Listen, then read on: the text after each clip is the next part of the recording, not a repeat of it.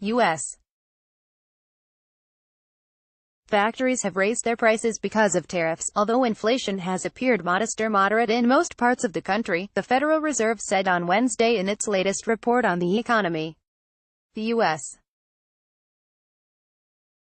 Central Bank also said in its latest Beige Book report that the economy appeared to be growing modestly to moderately and that businesses across a number of industries had reported labor shortages.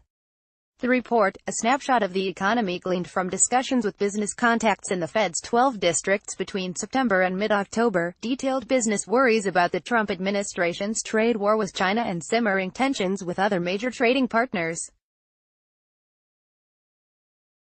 Story continues below. Advertisement. Manufacturers reported raising prices of finished goods out of necessity, the Fed said, adding that the reason given for the price hikes was higher costs for raw materials such as steel, which they attributed to tariffs. Still, the Fed signaled that inflation pressures did not appear very high.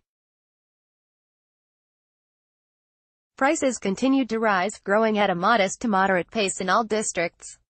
The Fed has raised interest rates 3 times this year in a bid to keep prices from rising too quickly. It is widely expected to lift them again in December. President Donald Trump has slapped tariffs on imports from a range of trading partners, including China, the European Union, Canada and Mexico, prompting retaliation against U.S. exports. Among manufacturers in the Dallas Fed's district, which is largely centered on Texas, the Fed said, roughly 60% of contacts said the tariffs announced and/or implemented this year have resulted in increased input costs. In the Chicago Fed's Midwestern region, retail contacts across numerous sectors indicated that they expected consumers to see the impact of U.S. tariffs on imports by early 2019, according to the Fed's report.